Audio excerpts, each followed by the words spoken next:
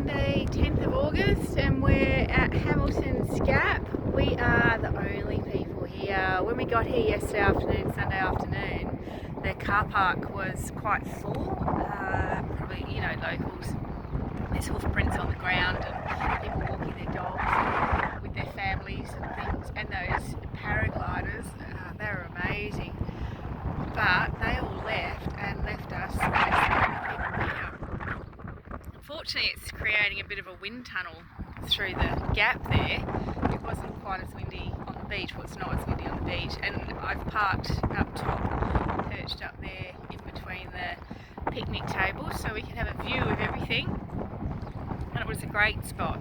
And the toilets, they're drop toilets, but they're big and clean and clear and kind of funky little building. Quite impressive. I really like this spot, and I do love that ocean over the back there. I think the western side of the country is probably better for surfing. We've sat and watched quite a bit of surfing. We've been to quite a few beaches and the waves just roll in so nicely, and you just love to get a surfboard or boogie board, as I would, and have a go, but they don't seem to have much power behind them, and these ones here kind of look like they had a bit of power yesterday. So I think the western side of the country is where it's at for surfing, but I'm no surfer, so I couldn't say for sure.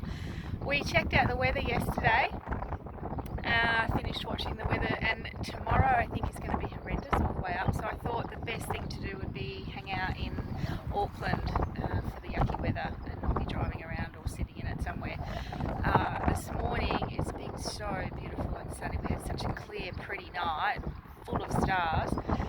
So I've just enjoyed the morning here. I don't know if we'll actually get into Auckland. We're not that far away. We're about 50k south, but we're kind of on the edge of Manuka Heads, where the ocean comes in from the western side and opens out to a massive big bay. So you have to kind of go around that to get back into Auckland. I think it's about a 40-minute drive apparently, but I think it might be a bit more.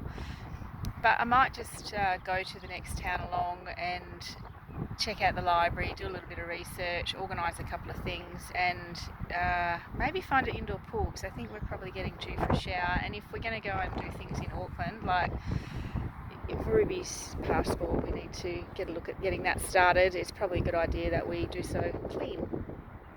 So while I would be quite happy to stay here for another night, we best go in and do some chores, but we may even end up back out here. There's not any free camps right in Auckland. Like Wellington was really good for that. There was lots of free camps in around Wellington you could stay and explore, but Auckland not so much. So we have to look at what we're going to do over the next few days if we're going to be in and around Auckland, because I'm sure there's a lot to see in the city and I don't want to just drive through it. I want to explore it a little bit. So there we go, Hamilton's Gap, and the beach is called Nice Beach apparently, and it's a very nice beach.